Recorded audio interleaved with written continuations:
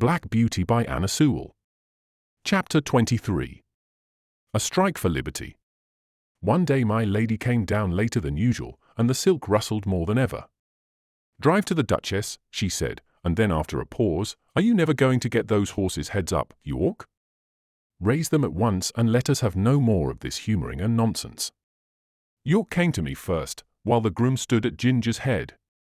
He drew my head back and fixed the rein so tight that it was almost intolerable. Then he went to Ginger, who was impatiently jerking her head up and down against the bit, as was her way now. She had a good idea of what was coming, and the moment York took the rein off the charrette in order to shorten it, she took her opportunity and reared up so suddenly that York had his nose roughly hit and his hat knocked off. The groom was nearly thrown off his legs. At once they both flew to her head, but she was a match for them, and went on plunging, rearing, and kicking in a most desperate manner. At last she kicked right over the carriage pole and fell down, after giving me a severe blow on my near quarter. There is no knowing what further mischief she might have done had not York promptly sat himself down flat on her head to prevent her struggling, at the same time calling out, "Unbuckle the black horse! Run for the winch and unscrew the carriage pole! Cut the trace here, somebody, if you can't unhitch it!"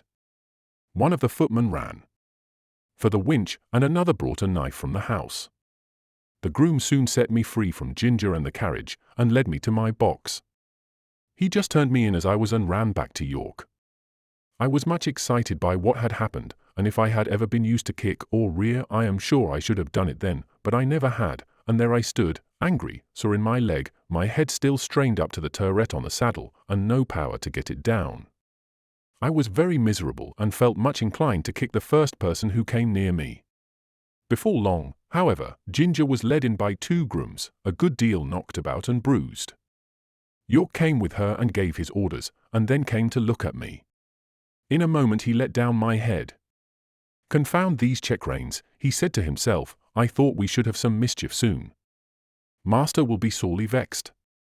But there, if a woman's husband can't rule her, of course a servant can't, so I wash my hands of it, and if she can't get to the Duchess' garden party, I can't help it." York did not say this before the men, he always spoke respectfully when they were by.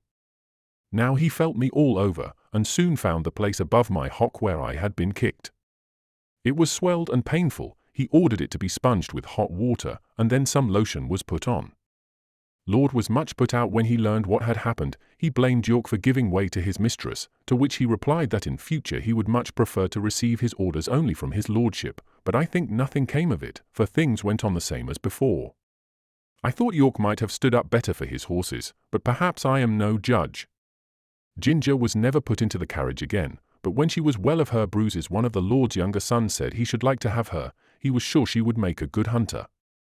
As for me, I was obliged still to go in the carriage, and had a fresh partner called Max. He had always been used to the tight rein. I asked him how it was he bore it. "Well," he said, "I bear it because I must, but it is shortening my life, and it will shorten yours too if you have to stick to it." "Do you think," I said, "that our masters know how bad it is for us?" "I can't say," he replied, "but the dealers and the horse doctors know it very well. I was at a dealer's once, who was training me and another horse to go as a pair. He was getting our heads up, as he said, a little higher and a little higher every day. A gentleman who was there asked him why he did so. "Because," said he, "people won't buy them unless we do. The London people always want their horses to carry their heads high and to step high. Of course it is very bad for the horses, but then it is good for trade. The horses soon wear up, or get diseased, and they come for another pair." "That," said Max, "is what he said in my hearing, and you can judge for yourself.